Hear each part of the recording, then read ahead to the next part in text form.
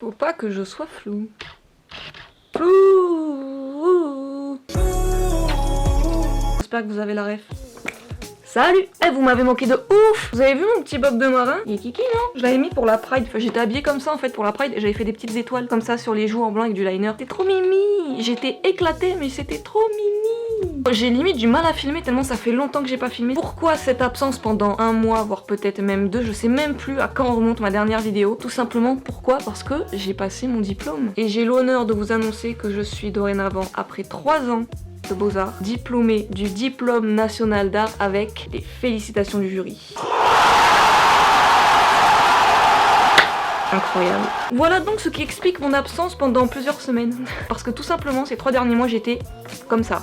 Je ne mangeais pas, ou alors le peu que je mangeais, mon corps ne le gardait pas. Je dormais mal, très mal, je cauchemardais toutes les nuits. Le stress toute la journée, je travaillais toute la journée, je révisais mon oral, j'analysais mon taf. Je travaillais 7 jours sur 7, 24 heures sur 24. Je peux enfin m'y remettre tranquillement parce que j'aime pas faire des vidéos pour en faire, j'aime en faire parce que ça me fait plaisir. Là maintenant, j'ai la tête libérée et je peux kiffer le moment. Donc pour rattraper tout ça, j'ai lancé un ask sur Instagram pour répondre à toutes vos questions. Je vous ai dit vraiment, vous me posez toutes les questions que vous voulez, que ce soit sur les beaux-arts, sur moi, sur ma vie pro, ma vie perso, tout ce que vous voulez, même des questions ultra insolites, j'en ai eu. Ça va être grave drôle. Je vais essayer de répondre du mieux que je peux et j'espère que ça vous plaira. Bonne vidéo! Alors la première question c'était quand est-ce que tu t'es vraiment intéressée à l'art? Honnêtement c'est vachement compliqué de répondre à ce genre de questions parce que je me suis pas dit à telle date je m'intéresse à l'art maintenant tout de suite. Depuis toute petite je me suis toujours intéressée à tout ce qui était créatif, tout ce qui était manuel, au DIY, des trucs comme ça. J'aimais créer en fait. Après arrivé au lycée j'ai pris option histoire de l'art. On va dire que je me suis toujours intéressée depuis toute petite, j'ai toujours eu un peu ce côté créatif en moi. Après m'intéresser à l'histoire de l'art, c'est-à-dire aux artistes qui m'entourent, aux artistes contemporains, aux expos et tout. Je m'y suis vraiment mise tard dans le sens où avant j'y prêtais pas attention. Je m'y suis vraiment mise à la fin du lycée et quand j'ai préparé mon concours pour les Beaux-Arts. Ton voyage préféré?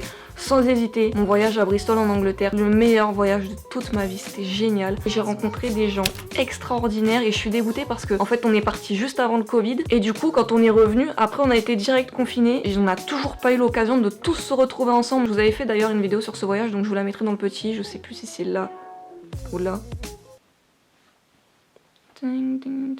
C'est une chanson de Chantal Goya, ça fait comme ça.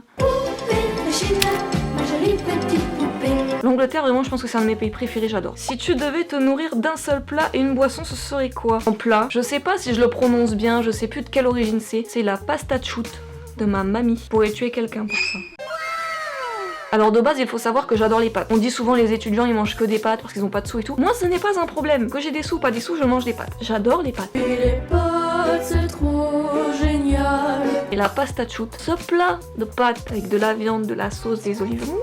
Là vraiment c'est mon plat préféré, j'adore. Et en boisson, alors je sais que c'est pas bien, je vais pas faire genre, mais du coca. Coca, pasta chout, moi c'est mon repas préféré. Décris tes années d'art en 3 mots. C'est compliqué parce que c'était 3 années tellement riches. Je dirais travail, parce que c'est beaucoup de travail. J'aime pas du tout cette réputation qu'on a des beaux-arts comme quoi on est des branleurs. Je m'étais dit, en passant le concours, si t'es admise, tu donneras tout ce que t'as pendant 3 ans. Vraiment, je m'étais fait cette promesse-là, je m'en souviens encore parce que j'avais tellement peur de pas réussir. Je m'étais dit, mais si tu as accepté la tête de ma daronne, pardon maman, que tu vas travailler, tu vas tout donner. Donc je dirais travail et passion parce que c'était vraiment du plaisir. C'était du travail plaisir, du travail passion. J'ai kiffé tous les jours me lever pour aller à l'école. Pourtant je me tapais 2 heures de bus tous les jours. Donc travail, passion et en 3e, je dirais vivre la vie. Ça a été un peu l'école de la vie. J'ai appris à vivre, j'ai rencontré des gens ultra différents. Il y avait une ouverture d'esprit immense, d'autres moins. J'ai appris aussi sur moi, j'ai appris sur les autres. Ça m'a ouvert l'esprit encore plus qu'avant. Donc je pense que ce serait ces 3 mots. Travail, passion et vie. Quand as-tu senti que l'art était ta vocation? Alors c'est un peu comme l'autre en mode quand est-ce que je me suis vraiment intéressée à l'art, mais que l'art était ma vocation. Je pense qu'en tout cas cette année pour moi ça a été assez décisif et je pense que ça a confirmé beaucoup de choses dans ma tête. Donc j'ai envie de dire cette année, dans le sens où je sens que je suis capable d'évoluer dans ce domaine-là et de réussir entre guillemets. Quelle est la diff pour trouver un travail après les beaux-arts tu penses? Alors je vais me répéter mais les beaux-arts c'est pas ce qui va vous donner un taf. T'as pas de métier fixe quand tu sors des beaux-arts. Il faut juste se bouger le cul. Ça dépend aussi du taf que tu veux trouver après les beaux-arts, mais je pense que le mieux, c'est de te renseigner au maximum sur le taf que tu veux trouver après et de te faire des contacts dans ce milieu-là. Et de vraiment parler avec les gens, de les rencontrer, de prendre le temps et vraiment d'avoir ton plan d'action en tête. Ça, c'est une question plus large. Quelles sont tes passions? C'est vrai qu'on me la pose pas souvent. Les gens pensent qu'il y a que l'art dans ma vie, mais si vous saviez comment je suis intéressée par tellement de choses, faut juste creuser pour savoir tout ce que j'aime. J'adore l'art, bien évidemment, j'adore le cinéma, j'adore me balader, j'adore tout ce qui est rétro, j'adore le vintage, j'adore la mode, j'adore les fripes, j'adore les animaux, j'adore faire des sorties, faire des trucs insolites, aller faire du surf, aller faire de l'escalade, j'adore l'acrobranche, vraiment c'est ma passion. J'adore regarder des vidéos YouTube, ça je kiffe. La musique, j'adore les vinyles, j'adore. J'adore aussi faire tout ce qui est brocante, vide-grenier. D'ailleurs, souvent je me pose la question, je me dis, est-ce qu'à la place de l'art, je ferais pas un peu de la brocante? Mais vraiment, j'adore chiner. C'est ma passion, j'adore. J'adore créer de manière générale, j'aime tellement de choses. Ce serait même ultra compliqué pour moi en fait de dire tout ce que j'aime parce que il y a des choses, je les aime pas foncièrement, mais je m'y intéresse parce que je suis curieuse de tout. Quelle est ta couleur préf? Je pense que vous avez la réponse.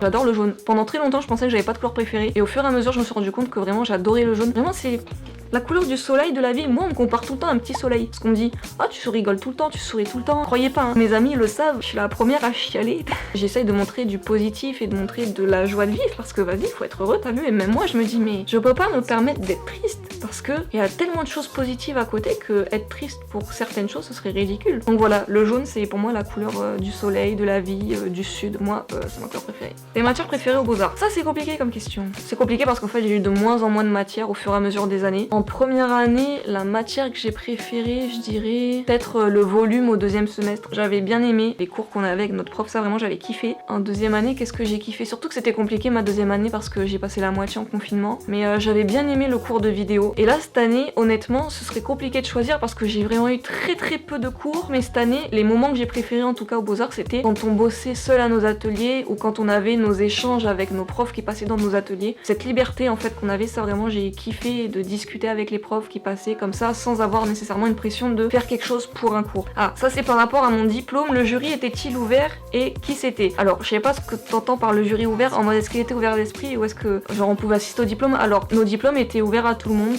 pouvait y assister. Après, si on le voulait, on pouvait demander à ce que ce soit à huis clos, mais personne l'a demandé. Et dans le jury, il y avait un de nos profs coordinateurs. Ensuite, on avait Solène Morel et Linda Sanchez. Sinon, est-ce que le jury était ouvert en mode ouverture d'esprit? Moi, franchement, j'ai trouvé que c'était des personnes très à l'écoute, qui étaient dans la compréhension vraiment, qui essayaient pas de dénaturer notre travail, qui essayaient pas de nous faire dire des choses qu'on voulait pas dire en fait sur notre table. Et moi d'ailleurs, je sais que quand je suis allée dans la salle pour qu'on me donne mes résultats, moi à ce moment-là, quand ils m'ont dit vous avez votre diplôme avec les félicitations, ils m'ont même dit de larges félicitations, j'étais là mais what, on est sur quelle planète? À la fin, vraiment, je les ai remerciés, j'ai dit bah merci en tout cas d'avoir compris mon travail. Et eux, ils étaient un peu en mode mais bah, c'est normal qu'on ait compris ton travail puisque ton discours était ultra clair, enfin t'as travaillé pour, c'est toi qui as fait en sorte qu'on le comprenne. Mais dans ma tête, je me suis dit non, je pense que c'est un jeu entre les deux. Je suis sûre que je serais tombée avec un autre jury, je sais pas, qui était pas du tout attiré par mon taf ou même physiquement, tu sais, des fois ça se joue à la gueule, hein, tu sais pas, hein. Je pense que c'était un jury quand même relativement ouvert et compréhensif, donc vraiment on a eu un très bon jury. Mon père qui nous pose une question, préparez-vous.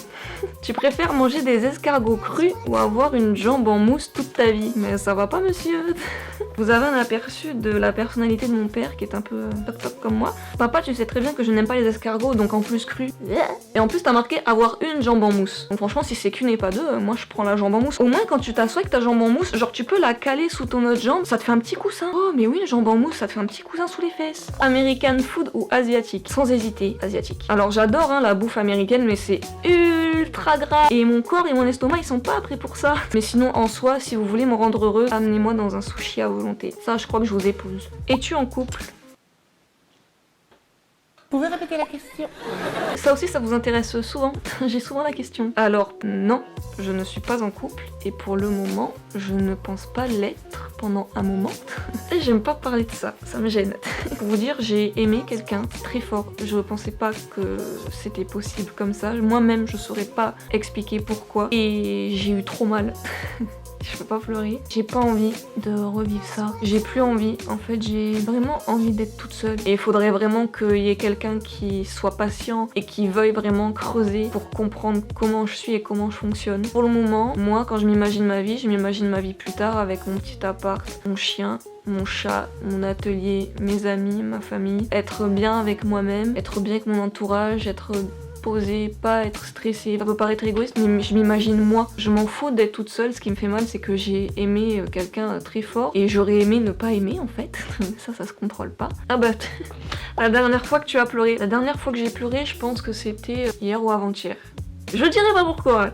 Prochaine question, je me demandais comment rentrer dans le milieu fermé de l'art. J'entends par là le milieu des galeries et des musées. Alors honnêtement, j'ai pas vraiment la réponse à cette question parce qu'il n'y a pas de règle. Pendant longtemps, surtout quand j'étais en première année, je me disais bah ouais, je vais travailler pour être exposée dans des biennales, dans des musées d'art contemporain énormes et tout. Aujourd'hui, j'en ai rien à foutre. Si ça arrive, tant mieux. Si ça arrive pas, franchement, je m'en tape complet. On pense souvent que c'est une finalité en tant qu'artiste d'être exposé dans un musée, style, je sais pas, le Louvre, Pompidou, j'en sais rien. Non. On s'en cogne. Mais du coup, pour rentrer dans les galeries et les musées, il n'y a pas de règle. Je pense que c'est beaucoup de chance. Faut se le dire, faut être honnête, du travail et des rencontres. Il faut pas hésiter à sortir, à rencontrer des gens, à envoyer votre travail à plein de gens. Faut vous éparpiller de partout, faut vous faire voir, faut vous faire connaître, faut pas hésiter, faut être culotté. Et si ça doit arriver, ça arrivera. T'as pas voulu faire une équivalence dans une grande école une fois le DNA obtenu? Alors, une équivalence, c'est genre changer d'école, je pense que c'est ça que tu voulais dire. Alors j'y ai pensé, j'y pense toujours un peu. On va pas se cacher, moi je reste à Nîmes parce que financièrement, je peux pas me permettre d'aller habiter dans une autre ville, de louer un appart, faire les cours. Tu peux aussi être en école d'art, ça demande de la place. Moi heureusement j'ai une grande chambre chez moi donc je peux bricoler tout le temps, je peux faire tout ce que je veux, j'ai un jardin, je peux bricoler sans problème. Si j'habitais dans un 9 mètres carrés, genre à Paris, je serais dans la merde. Mais sinon j'aimerais beaucoup aller à Lyon. Des beaux-arts qui m'ont toujours attiré dès le départ. Je sais qu'ils ont un pôle labo photo qui est énorme, ils sont très performants là-dedans, mais en même temps c'est la ville des frères Lumière quoi. Donc vraiment je kifferais, en plus j'adore Lyon, mon papy est lyonnais, papy Lyon dans le sang. Vraiment si je devais aller dans une école, bah ce serait Lyon. Après je me suis posé la question aussi pourquoi pas Paris, parce que bah c'est ultra prestigieux. Mais je me suis pas trop intéressée à Paris et je sais que du peu que j'ai vu, c'est un fonctionnement vachement différent des autres écoles d'art. Il y a des systèmes d'ateliers avec un artiste. C'est pas forcément un système qui me correspond. Ton signe astro, je suis balance. Pas de jeu de mots s'il vous plaît sur mon signe astrologique. Hein, t'es une grosse balance. Par contre après oui, comme préjugé, comme quoi on est indécis, je dirais pas ça comme ça. Oui, d'une certaine manière on est indécis, mais je pense aussi que c'est parce qu'on a une très grande ouverture d'esprit. Dans mon caractère c'est ce que je ressens, c'est que j'ai une très grande ouverture d'esprit, je suis très curieuse. Et du coup quand il s'agit de choisir entre deux choses, je vais toujours peser le pour et le contre parce que les deux peuvent m'attirer d'une certaine manière, tu vois. Par contre quand je suis sûre d'une chose, quand là je pèse pas le pour et le contre, vraiment dites-vous quand je suis sûre, mais je suis têtue mon frère. Tu ressemblais à quoi au lycée? J'essaierai de vous retrouver une photo mais j'avais les cheveux longs. J'avais les cheveux un peu roux, blonds, c'était du blond vénitien un peu, je sais pas pourquoi je me les étais éclaircis, mais pas du tout. Et après vers la fin du lycée par contre, là je m'étais coupé les cheveux courts, j'avais même fait une teinture noire il me semble. Et après dans le caractère, moi au lycée on prenait pour la surdouée ou le petit génie, alors que MDR j'ai jamais été un génie, j'ai toujours travaillé comme une zinzin. On m'a toujours dit le travail paye, ça a payé, j'ai eu mon bac mention très bien et grâce à mon bac, ça joue dans ton dossier tu vois pour les concours. Aux Beaux-Arts ils ont vu que j'avais mon bac mention très bien, ça a nécessairement pesé dans la balance pour savoir s'ils m'acceptaient ou non. Faut pas se mentir, c'est normal. S'ils voient que t'as eu ton bac ras le cul et que ton book en plus il est pas ouf, bah ils vont pas te prendre, tandis que si t'as un dossier pas trop ouf, un book artistique pas trop ouf, mais que t'as ton bac mention très bien, ça peut toujours te sauver, tu vois. Et après sinon au lycée, moi j'ai toujours été très timide. En terminale, vraiment, je commençais à m'affirmer de plus en plus. C'était, je pense, ma meilleure année lycée. Je me sentais ultra bien, j'arrivais à tout gérer, tout ce qui était cours, vie sociale. J'arrivais même à faire du sport. Du sport! Ces bras font-ils du sport? Non! Et j'étais pas fatiguée, j'arrivais à gérer ça, plus les cours, plus les sorties, plus... Et aujourd'hui, j'arrive plus à faire ça. En dernière question, bon, comment as-tu surmonté tous tes problèmes? Surmonter serait un bien grand mot. Mon thérapeute m'a dit une phrase à ma dernière séance que je trouve ultra juste. Il m'a dit que la vie c'était un équilibre, comme sur un fil, et qu'il fallait trouver l'équilibre. Quelquefois, t'as l'impression de perdre pied, et au final, après, tu retrouves l'équilibre. En fait, je pense que ça a été un gros travail sur moi. Ça a été de la prise en main, tout simplement. Faut se prendre en main. Tu te prends par les cornes et tu dis, bon, je veux changer. Si t'as pas ce déclic-là, t'avanceras jamais. J'ai fait le choix. C'est moi qui ai dit. C'est pas mes parents qui m'ont dit, tu vas voir un psy, parce que le nombre de fois ils m'ont dit, tu vas le voir, ça marchait pas parce que je voulais pas. Si t'as pas toi cette volonté, t'avanceras pas. C'est moi qui ai fait la démarche, j'ai dit, je veux aller voir un hypnothérapeute. Je veux y aller parce que j'ai vu les effets que ça avait eu sur mes proches et je me suis dit, je veux y aller, je veux que ça change. J'ai eu beau rassurer tellement de gens et essayer de leur faire comprendre les choses. Ouais, pendant un moment ça va, mais tant que eux n'ont pas ce déclic là, tant que vous avez pas le déclic, vous n'irez pas mieux. J'ai répondu à pas mal de questions, j'en ai répondu pas mal sur les beaux-arts bien évidemment, j'en ai souvent. Comme je vous l'ai dit, je suis passionnée par plein de choses, donc n'hésitez pas à me poser des questions sur autre que les beaux-arts. J'espère que ce ask vous aura plu, vous en aurez appris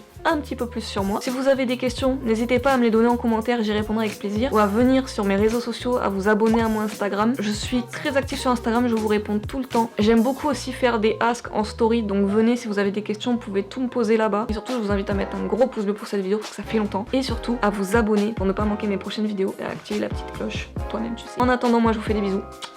Et je vous dis à la prochaine pour une nouvelle vidéo. Salut!